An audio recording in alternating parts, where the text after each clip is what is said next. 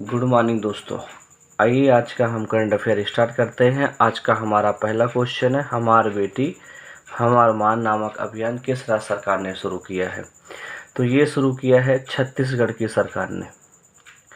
छत्तीसगढ़ की पुलिस ने ये शुरू किया है हमार मान हमार बेटी नामक अभियान, महिलाओं की देखभाल और उनकी सुरक्षा के लिए। आइए छत्तीसगढ़ की बात कर लेते हैं। तो छत्तीसगढ़ में कुछ और योजना की शुरुआत हुई है, जैसे कौशल्या मातृत्व योजना। कौशल्या जो मातृत्व योजना है, इसमें क्या होगा, जो दूसरी बेटी के जन्म होने पर मान्य महिलाओं को बढ़ावा देने के लिए, लिंगानुपात को सुधारने के लिए 5,000 रुपये इसमें किस्त मिलेगी। 5,000 रुपये की एक किस्त मिलेगी दूसरी बेटी के जन्म होने पर। आइए और बात कर लेते हैं श्री धनवंतरी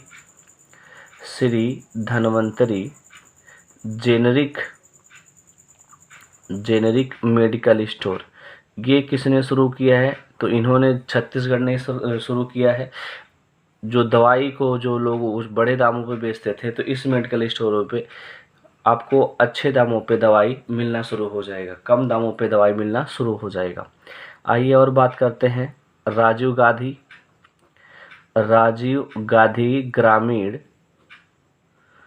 ग्रामीण भूमिहीन मजदूर ये शुरू किया गया है किसके द्वारा? तो आपके छत्तीसगढ़ के द्वारा। इसमें क्या होगा कि 6,000 रुपये जो भूमिहीन किसान हैं उनको दिया जाएगा। 6,000 रुपये भूमिहीन किसानों को दिया जाएगा।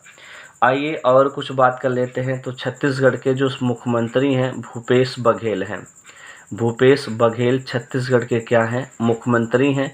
और बात कर लेते हैं छत्तीसगढ़ की बात, तो यहाँ के जो राज्यपाल हैं, तो याद रखिएगा राज्यपाल अनुसुईया उइके हैं। अनुसुईया उइके यहाँ के क्या हैं? राज्यपाल हैं। और अगर आपसे बात करें तो इसकी स्थापना छत्तीसगढ़ की कब हुई थी? 1 नवंबर 2000 को मध्य प्रदेश से अलग होकर के क्या बना?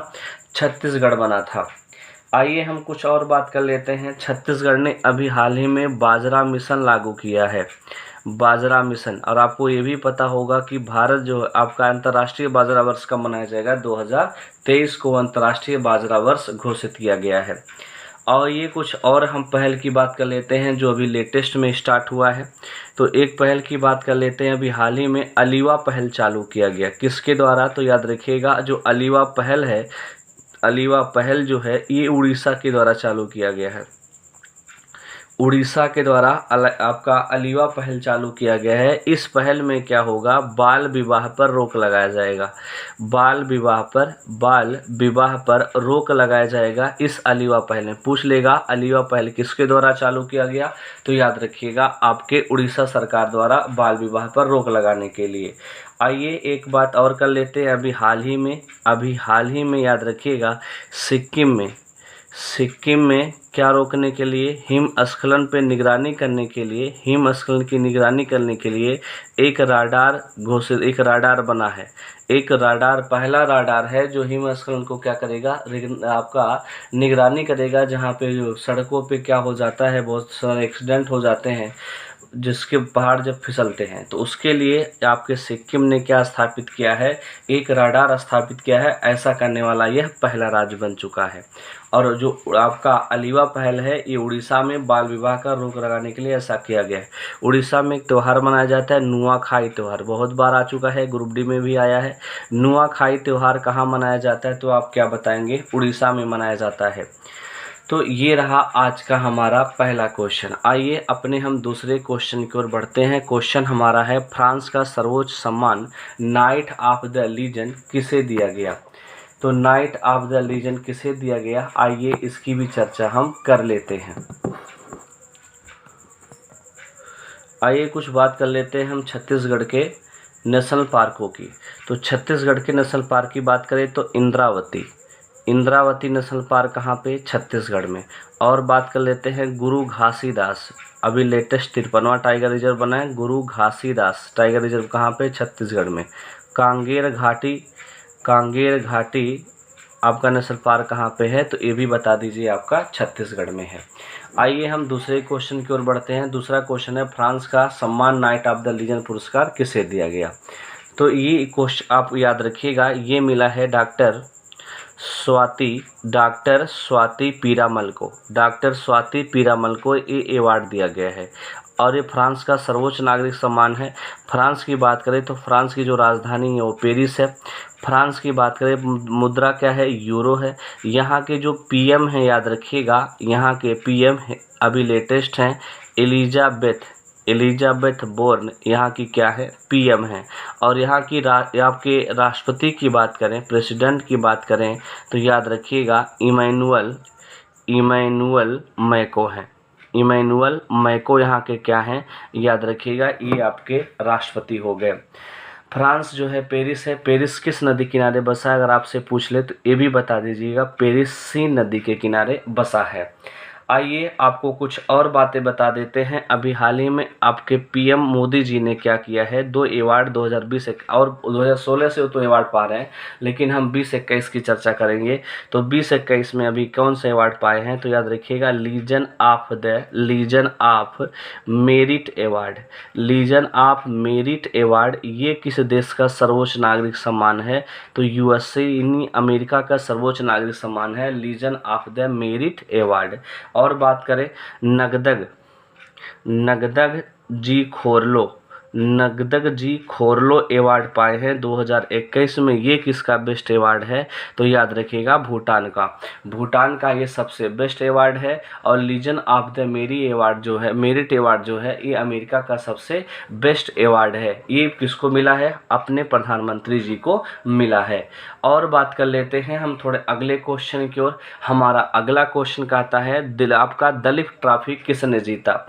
तो दलीप ट्रॉफी किसने जीता है, तो याद रखिएगा पश्चिम क्षेत्र ने दलित ट्रॉफी जीता है। पश्चिम क्षेत्र ने क्या किया है, दलित ट्रॉफी जीता है। किसको हरा करके, तो याद रखिएगा ए हरा करके जीता है दक्षिण क्षेत्र को हरा करके। कितने रनों से, 294 रनों से जीता है। बात समझ में आया। आपके दलित ट्रॉफी की बात कर लेते हैं। तो आपके दलित ट्रॉफी का आयोजक कौन है, माने कौन आयोजक करता है, प्रतिवर्ष होता है कौन, तो बताना, बीसीसीआई आयोजित करती है। अगर आपसे बात करें दलित ट्रॉफी का संबंध किससे है, तो आप क्या बताओगे, क्रिकेट से संबंधित है। किससे, क्रिकेट से संबंधित है आपके दलित ट्रॉफी। इसकी पहला संस्करण कब हुआ था, 1900 याद रखिएगा 61-62 में इसका पहला संस्करण खेला गया था। और बात कर लेते हैं कुछ और बातों की। तो जैसे अगर कुछ हम कप की ट्रॉफी की बात कर लेते हैं, कुछ ट्रॉफी की बात कर लेते हैं, कुछ खेल के ट्रॉफी की बात कर लेते हैं। तो जैसे अगर आपसे बोले रणजी ट्रॉफी का संबंध किससे है, तो याद रखिएगा रणजी ट्रॉफी का संबंध भी किससे है, आपके क्रिकेट से है। और किसने जीता रणजी ट्रॉफी, तो हाल ही में मध्य प्रदेश ने जीता है।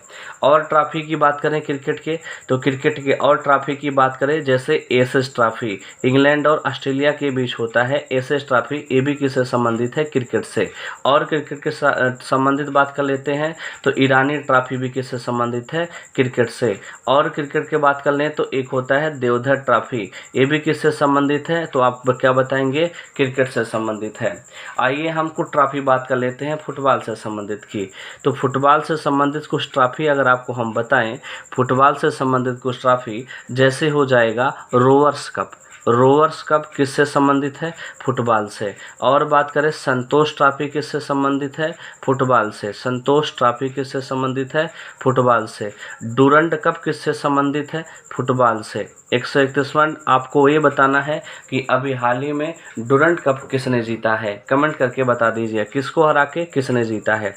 अगर आपसे बात करें और कप की, तो याद रखिएगा रोवर्स कप हो गया, संतोष ट्रॉफी हो गया, डूरंड कप हो गया, ये 3 आपके लिए मेन है। और ट्रॉफी किसी खेल की बात करें तो हाँ, आ जाइए हम पोलो की बात कर लेते हैं। पोलो के लिए कौन सा कप होता है, तो याद रखिएगा एजरा कप जो है पोलो से संबंधित है। अगर आपसे बात कर लेते हैं बॉक्सिंग के लिए, तो बॉक्सिंग के लिए कौन सा कप दिया जाएगा आपको, तो याद रखिएगा किंग कप किसको लिए दिया जाता है, बॉक्सिंग के लिए। और कोई कप की बात करें, हाँ तो ले लीजिए चलिए एक और दे देते हैं, लान टेनिस के लिए क्या कौन सा कप दिया जाता है, डेविस कप दिया जाता है लान टेनिस के लिए। आइए कुछ और बात कर लेते हैं, जैसे भारोत्तोलन के लिए कौन सा कप, वेट लिफ्टिंग के लिए तो भारोत्तोलन के लिए कौन सा कप दिया जाता है, वर्धमान कप दिया जाता है, वर्धमान कप दिया जाता है भारोत्तोलन के लिए। और कोई बात कर लेते हैं, एक और बात कर लेते हैं, जैसे आपसे बात करें आपका रोइंग नौकायान, नौकायान ट्रॉफी कौन सा है तो याद रखिएगा वेलिंगटन ट्रॉफी, वेलिंगटन ट्रॉफी जो है ये नौकायान से संबंधित है। और बात करते हैं रोइंग कप भी, रोइंग से संबंधित नेहरू ट्रॉफी भी होता है। और एक और बात कर लेते हैं, आपको लगे हाथ गोल्फ से, गोल्फ से बात कर लेते हैं। तो गोल्फ से बात किया जाए तो पहली ट्रॉफी गोल्फ की है राइडर कप, राइडर कप किस खेल में दिया जाता है, गोल्फ में। वाकर कप किस में दिया जाता है, वाकर कप किस में दिया जाता है, गोल्फ में। और प्रिंस ऑफ, याद रखिएगा प्रिंस ऑफ वेल्स भी किस में दिया जाता है, प्रिंस ऑफ वेल्स भी किस में दिया जाता है, तो ये भी याद रखिएगा आपके इसी में दिया जाता है, गोल्फ में। तो ये रहा कुछ संबंधित ट्रॉफी जो आपके एग्जाम के लिए मोस्ट इम्पॉर्टेंट है। आइए आपका हॉकी से भी बताए कि नहीं, हॉकी से नहीं बताए तो लाइए हॉकी को भी हम निपटा लें थोड़ा सा, यहाँ स्पेस है जहाँ थोड़ा सा भी कुछ मिले हम लोग पढ़ लें। हॉकी से संबंधित क्या होगा, बेटन कप, हॉकी से संबंधित क्या है, बेटन कप है। और बात करें हॉकी के जादूगर जो हैं ध्यानचंद, उनसे भी एक कप बना है आपका ध्यानचंद कप। एक और कप है रंगा स्वामी कप। तो ये 3 कप किससे संबंधित है, हॉकी से। तो ये सारे कप आपको हमने बता दिया जो आपके एग्जाम के लिए इम्पोर्टेंट है। आइए हम आज के अगले क्वेश्चन की तरफ बढ़ते हैं। हमारा अगला क्वेश्चन है नोरू तूफान कहाँ पे आया, किस तट पर आया, आइए बात करते हैं। तो जो नोरू कप है याद रखिएगा, ये नोरू कप है आपके फिलीपींस के तट पर आया है, नोरू कप फिलीपींस के तट पर आया है। अगर आपसे बात करते हैं फिलीपींस का नाम आते ही सबसे बड़ी बात एडीबी का हेडक्वार्टर, एशियन डेवलपमेंट बैंक का हेडक्वार्टर है कहाँ पे, मनीला, फिलीपींस जो है राजधानी है मनीला। ठीक है, आइए बात कर लेते हैं इसी मनीला में क्या है, इसी मनीला में क्या है और बातें आपको बता दें। इसी मनीला में आपका क्या है, अंतर्राष्ट्रीय चावल अनुसंधान केंद्र, अंतर्राष्ट्रीय चावल अनुसंधान केंद्र पूछे कहाँ पे है तो आप याद रखिएगा ये आपके मनीला में है। यहाँ के राष्ट्रपति पूछे तो बता दीजिएगा बोंग मार्कोस हैं। राष्ट्रपति पूछे तो आप बताइएगा बोंग मार्कोस आपके कौन है, मार्कोस हैं। 1 मिनट, पेन नहीं चल रहा है, थोड़ा ले लेते हैं पेन जी। तो यहाँ के जो राष्ट्रपति हैं तो याद रखिएगा वो हैं बोंग मार्कोस, बोंग कौन, मार्कोस क्या हैं, राष्ट्रपति हैं।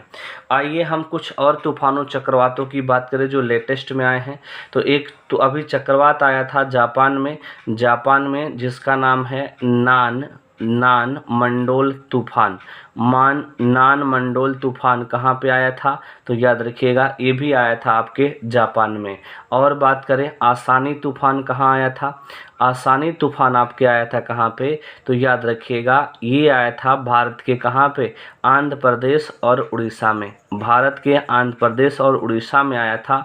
इसका नामकरण पूछे किसने किया तो बता दीजिएगा श्रीलंका ने इसका क्या किया था, नामकरण किया था। आइए हम अगले क्वेश्चन की ओर बढ़ते हैं, अगले पॉइंट की ओर बढ़ते हैं। अभी हाल ही में एक तूफान और आया था जवाद तूफान, ये भी कहाँ आया था, उड़ीसा में आया था और आंध्र प्रदेश में आया था भारत में।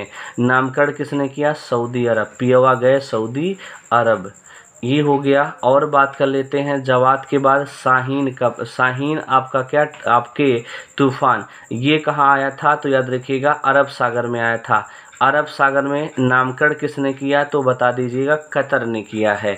और 1-2 तूफान की चर्चा आपको हम कर देते हैं, जैसे गुलाब, हाँ जी गुलाब चक्रवात कहाँ आया था, आंध्र प्रदेश में, और कहाँ किसने नामकरण किया, पाकिस्तान ने। और 1-2 चक्रवात आपको लगे हाथ हम बता देते हैं जो एग्जामों में आ सकते हैं। यास चक्रवात कहाँ आया था, उड़ीसा और वेस्ट बंगाल में आया था। इसका नामकरण किसने किया, ओमान ने। किसने किया तो बता देना, ओमान ने इसका क्या किया है, नामकरण किया है। और एक चक्रवात आपको बताते हैं, तौकते चक्रवात। तौकते चक्रवात कहाँ आया था, गुजरात महाराष्ट्र में आया था, महाराष्ट्र के तट पे आया था। इसका नामकरण याद रखिएगा म्यांमार ने किया। तो ये हम आपको कुछ लेटेस्ट चक्रवात के बारे में बताए जिसका नामकरण किसने किया और कहाँ पे आया था। आइए हम कुछ अगले क्वेश्चन की ओर बढ़ते हैं। हमारा अगला क्वेश्चन क्या है देखिएगा। अगले क्वेश्चन की ओर बढ़ेंगे तो अगला क्वेश्चन हो जाएगा भारतीय चिकित्सा अनुसंधान परिषद। भारतीय चिकित्सा अनुसंधान परिषद के महानिदेशक कौन बने। तो याद रखिएगा भारतीय चिकित्सा अनुसंधान परिषद के आपके जिसे शॉर्ट में बोले तो ICMR भी कहा जाता है। ICMR कहा जाता है। फुल फॉर्म पूछा जाए तो बताइएगा Indian council COUNCL council for medical या MEDICL मेडिकल याद रखिएगा रिसर्च, मेडिकल रिसर्च ये इसका पूरा नाम है। इसकी स्थापना कब हुई थी तो 1911 में इसकी स्थापना हुई थी। अगर आपसे पूछे तो वर्तमान में कौन बने हैं इसके महानिदेशक तो याद रखिएगा डॉक्टर राजीव बहल बने हैं। डॉक्टर राजीव बहल जो हैं वर्तमान में ICMR के क्या बने हैं, महानिदेशक बने हैं। आइए कुछ हम नियुक्ति की चर्चा लेटेस्ट वाले में कर लेते हैं। तो अभी हाल ही में आपको पता होगा आयशा मलिक क्या बनी है, आयशा मलिक क्या बनी है तो याद रखिएगा ये पाकिस्तान के सुप्रीम कोर्ट की जज बनने वाली फर्स्ट महिला बन गई। पाकिस्तान में सुप्रीम कोर्ट में जज बनने वाली पहला महिला बन गई हैं। कौन सी तो याद रखिएगा आयशा मलिक। आइए और बात करते हैं तो डॉक्टर मनोज सोनी की बात करें। डॉक्टर मनोज सोनी की बात करें तो ये क्या बने हैं याद रखिएगा यूपीएससी के अध्यक्ष की बात कर लेते हैं। तो ये यूपीएससी के क्या बन गए, अध्यक्ष बन गए हैं। और बात करते हैं हर्षवर्धन श्रृंगला की बात करें।